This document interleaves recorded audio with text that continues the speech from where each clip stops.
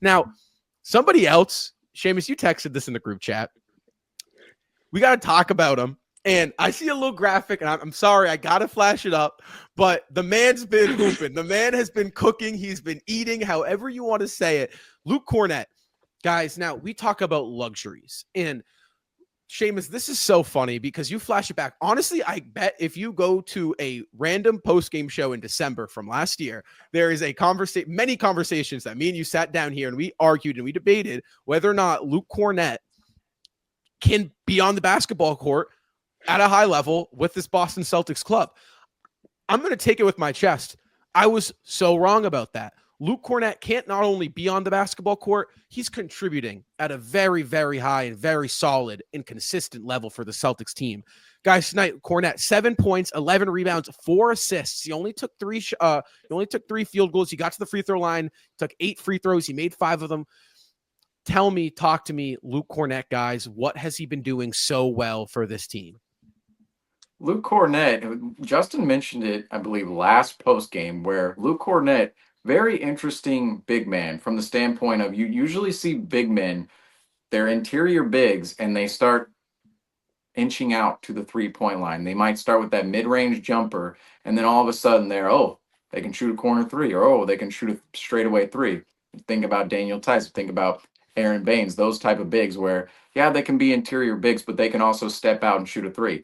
Luke Kornet really started as that spacing big man where he came in the first game. I don't know if anybody remembers this back in 2021, thinking, wow, it's been already that long since we've traded for Luke Kornet.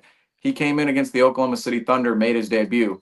3, pick and pop, right from straightaway, right from the top of the key.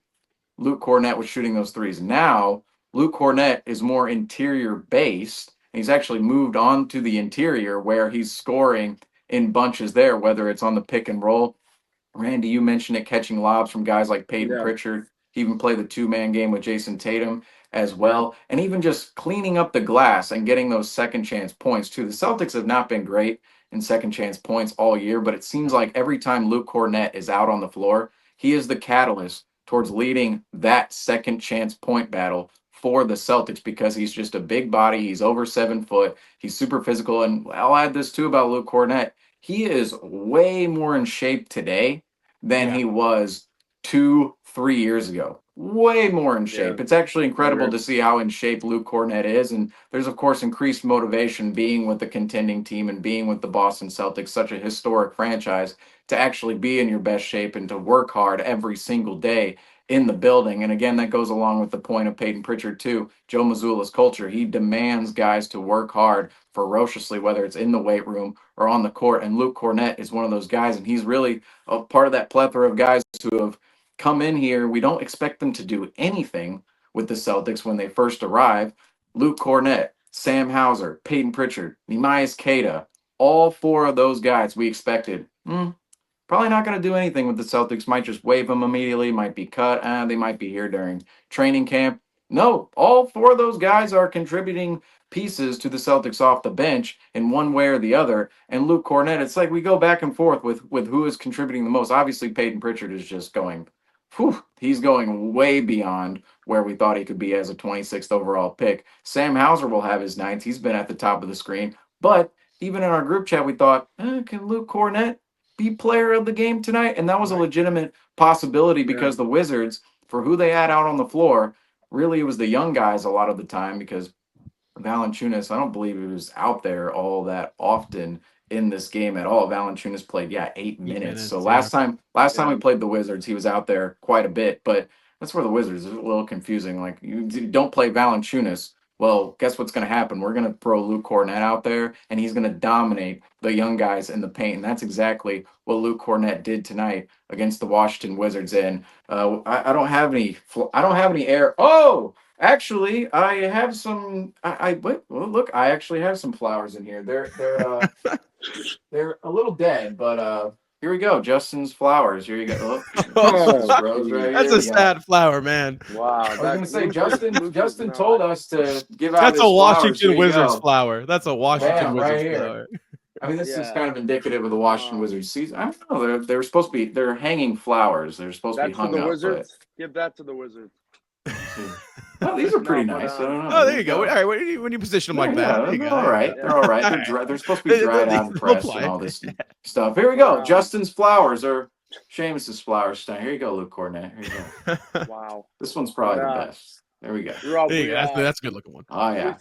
We talked a little bit before the show about I've been pretty critical of Luke Kornet, and Justin actually has taken offense to that because he's a huge Luke Kornet guy. But I've been pretty critical of Kornet past games. Like, there are games, against the Bucks, against the Knicks. There's just matchups he should just not be playing. Like, he's just, it's not his game. I mean, like he should not be facing Giannis. That's just like, come on. Right. He just shouldn't. I mean, there's no argument. But yeah, tonight, and I don't know if you guys can agree to this, but I think tonight was all around his best performance, at least of the season. I think on defense, his drop coverage was phenomenal. I think it helped also that, like I said, Alex Sarr is abysmal.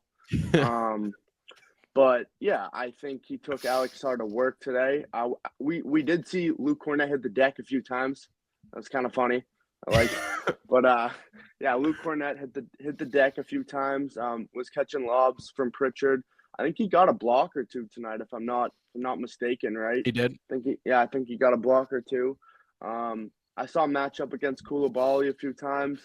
I think on the defensive end, it was a great performance, and then on the offensive end, I think just in general, even when it wasn't the 2-man game with Pritchard, his spacing, and because of Porzingis being or going down halfway, and Horford not playing, I think it was Kornet. Obviously, was our center for the night. He was our go-to guy, and for that, I think he was attracting a lot of attention, kind of like Porzingis would. You can't go one-on-one with Porzingis inside. It's just not going to work. And tonight, I think he was getting a lot of attention inside, and that's when he was kicking out. And Hauser was open for three, sticking them. But yeah, tonight, Luke Kornet, great job all around.